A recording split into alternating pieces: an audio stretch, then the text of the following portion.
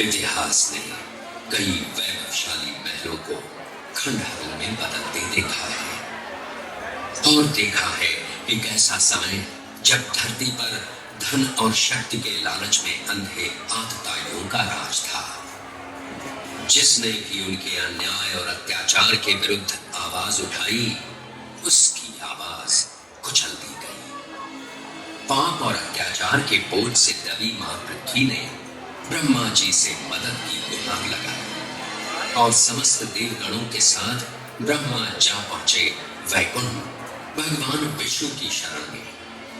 उन्होंने विष्णु जी से प्रार्थना की कि वे पृथ्वी पर अवतरित हों और उन्हें पाप के इस बोझ से मुक्ति दिलाए। मेरे परम प्रिय भक्तों, मैंने तुम्हारी प्रार्थना सुनी। संसार में सत्य और धर्म की रक्षा करने और दुष्टों के विनाश के लिए पृथ्वी पर मैं शीघ्र ही अवतरित होऊंगा।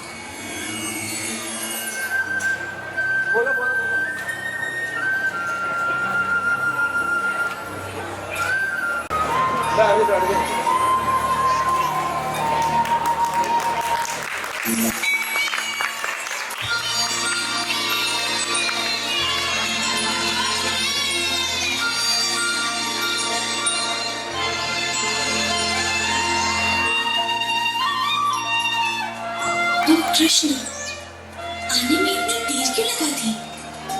मैं हंसी को उसकी माता से अलग ही नहीं कर पा रहा था। मुझे लगता है इसने आज उसका सारा दूध पी लिया। तुमने फिर ऐसा किया हंसी? तुम तो कृष्ण से भी अधिक नटखट हो गई हो।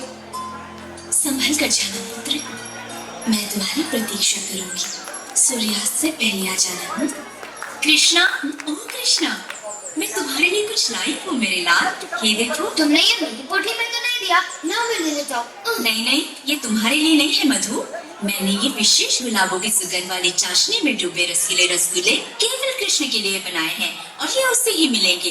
अब जाओ, तुम्हारा भोजन मैंने तुम्हारी पोटली में रख दिया है। कृष्णा, देखो मैं तुम्हारे लिए क्या लाई हूँ। तुम्हें बस आज के लिए इतना लाड प्यार बहुत है कृष्ण। अब चलो जाओ और मिठाइयाँ अपने मित्रों के साथ बांट कर खाना। जो आज्ञा मैया, आप सभी बड़े दयालु हैं। मिठाइयों के लिए धन्यवाद।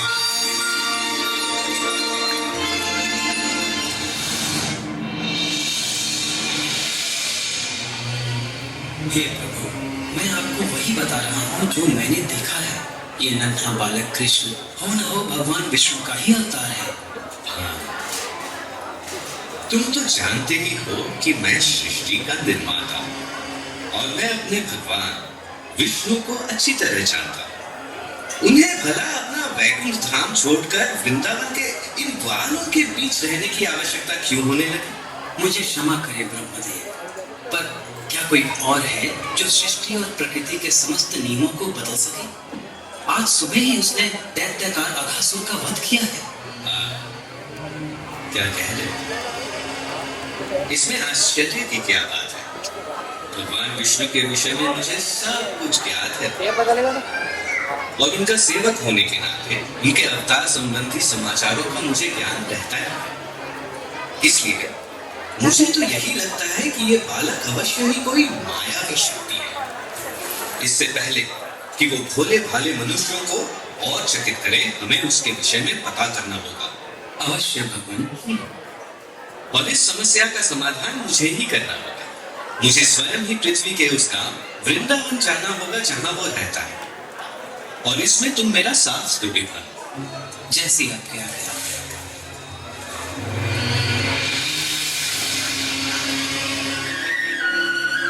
मेरे प्यारे मित्रों, तुम सबके साथ खेलकर मुझे बड़ा आनंद आता है। इस पूरे संसार में वृंदावन जैसा कोई वन नहीं। मुझे भी ये वन बड़ा प्रिय है कृष्णा। यहाँ भूख मिटाने के इतने साधन जो है ना दादी?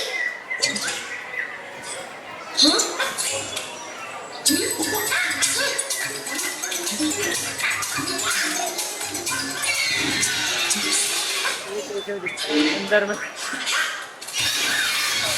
लगता है ये कहावत तो सुनी होगी कि लालच बुरी बला है।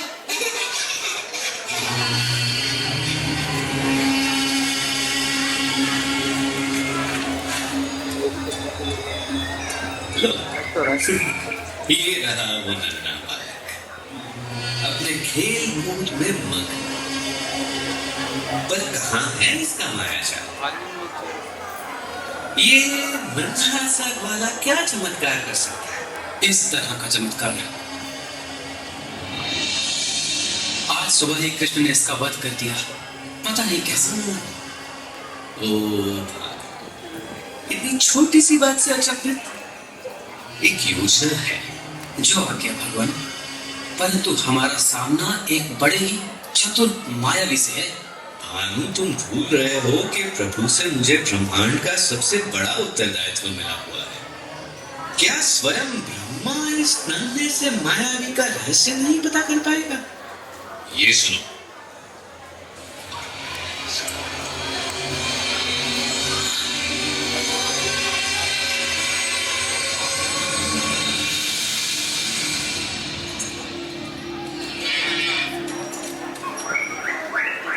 के कहा हंसी, ताकि जब तुम बड़ी हो जाओगी एक सुंदर गाय बनोगी और फिर हमें ढेर सारा दूध दोगी, क्या समझी?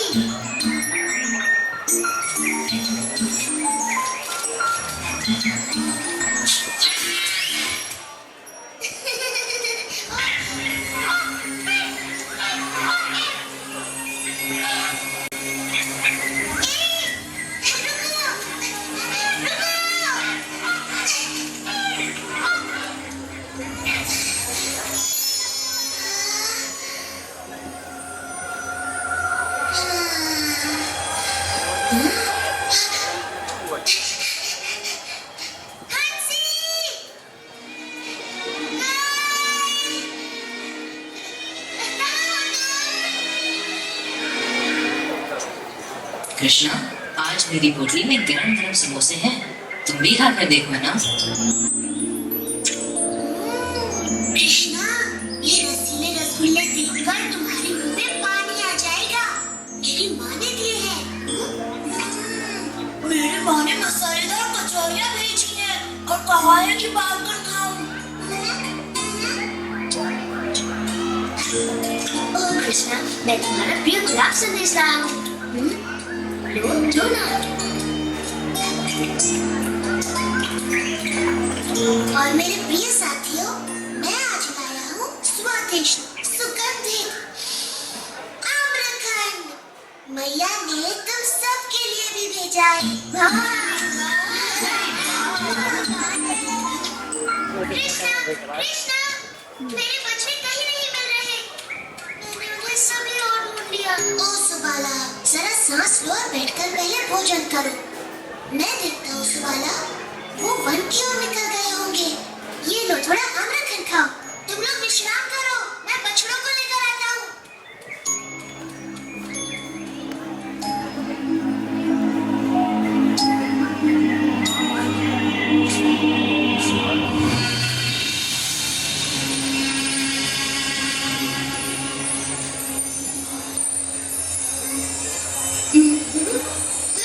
ये देखो, वर्षा हो रही है।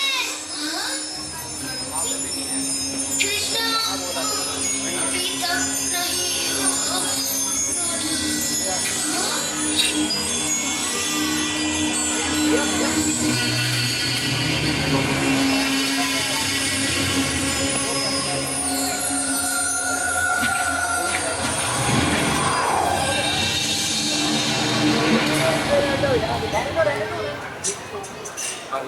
मुझे भी गाय कहीं नहीं मिल रही। मुझे तुम्हारी सहायता। हाँ? मधु, श्रीधा, चारू, सुबाला, कहाँ छिप गए तुम सब?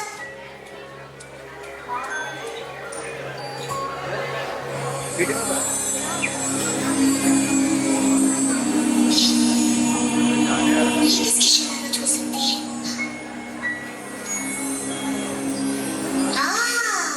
तो ये तुम हो ब्रह्मा। तो ये खेल तुम्हारा है। तुम्हारे कहने पर ही मैंने पृथ्वी पर अवतार लिया है और अब तुम स्वयं ही ये बात भूल गए।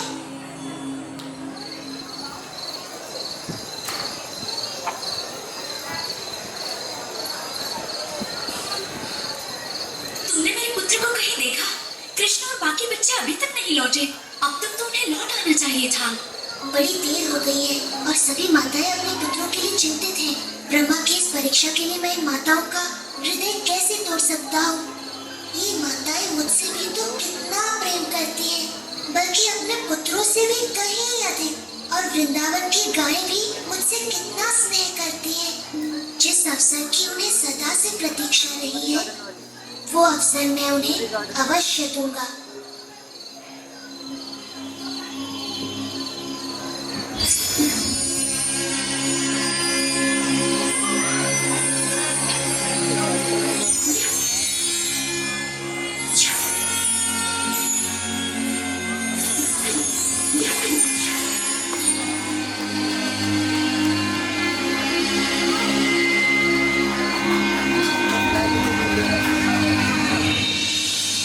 कम जा रही है।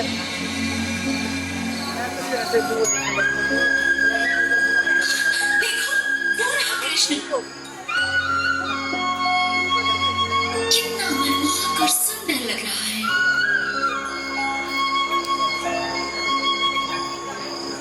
ओ यशोदा, आज कुछ तो विशेष बात है।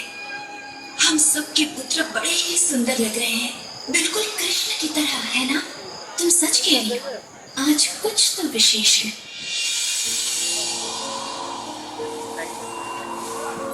कृष्ण स्वयं ही अपने खोए मित्रों का रूप लिए अपनी बाल लीलाएं रचते रहे और दिन, महीने और मौसम बीतते गए।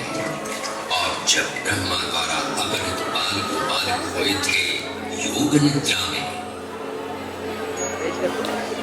कृष्ण अपने विभिन्न रूपों में उनके माता पिता को वात्सल्य का अलौकिक सुख प्रदान कर रहे थे। गायों को भी ऐसा ही सुख मिल रहा था। वृंदावन में चारों ओर एक अद्भुत सुख और संतुष्टि व्याप्त थी, क्योंकि कृष्ण किसी न किसी रूप में हर जगह विद्यमान थे। घर में, बाल गोपाल रूप में और गौशाला में, बछड़ों के रूप में। यशोदा, वृंदावन में चारों ओर एक अलौकिक सुख सा फैला हुआ है। सत्य वचन स्वामी, सभी ओर शांति छाई हुई है। माता पिता अपने बच्चों से बड़े प्रसन्न हैं।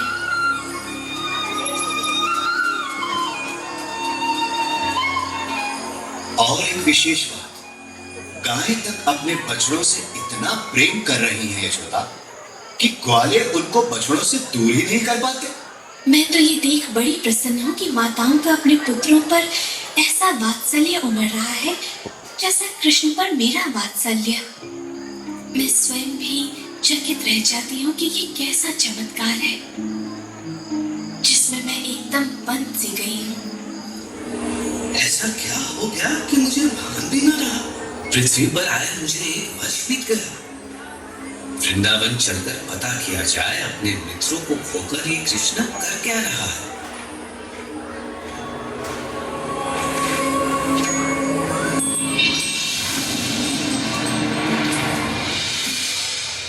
ये कैसे संभव है? ये बाल गोपाल तो योग निद्रा में सोए थे और इनके बछड़ों को मैंने ब्रह्मलोक में छिपा दिया था। तो ये जवान कृष्ण के साथ कौन खेल रहा है?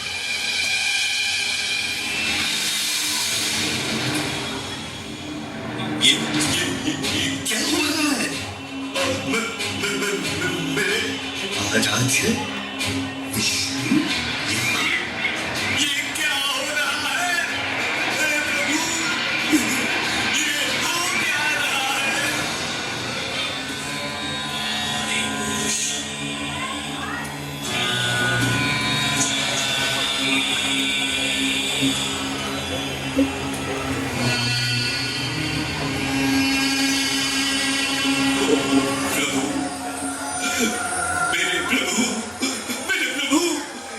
ये मुझसे क्या हो गया?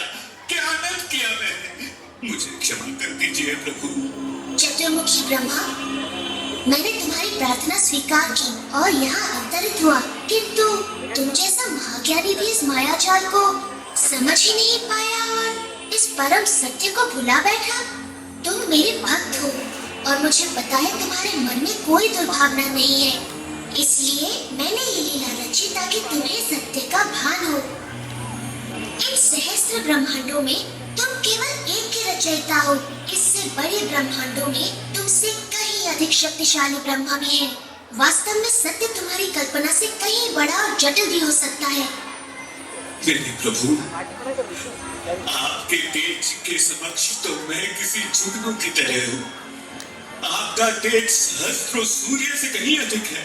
मुझे आश्चर्य है कि आपके ये नन्हे गोपाल मित्र आपके तेज को कैसे नहीं देख पा रहे हैं प्रभु। उनको आप में एक साधारण बाल गोपाल ही दिखता है। उनका प्रेम शुद्ध और निष्पाप है ब्रह्मा।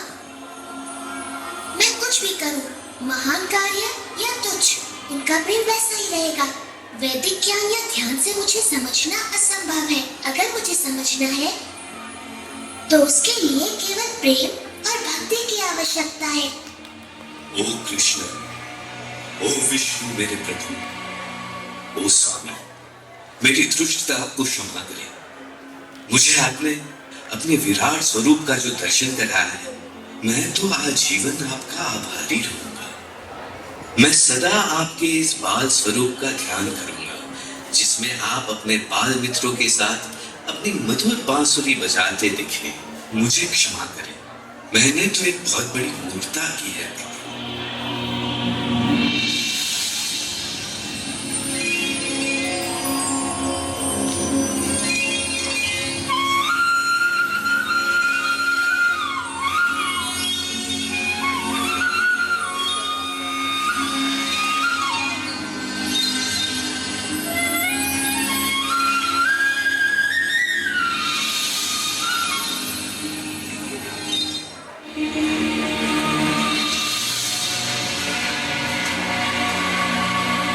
उठो मेरे मित्रों, कब तक ऐसे सोते रहोगे? घर भी तो जाना है। कृष्णा, मैंने अद्भुत सपना देखा। मैंने भी। पेट भर के खाओगे और दिन के समय सोओगे तो ऐसा ही होगा ना? ऐसा लग रहा है कि 1 साल बाद सोकर उठा हूँ। हाँ, कभी कभी ऐसा हो जाता है कि समय का भान ही नहीं रहता। अब तो आ जाना चाहिए।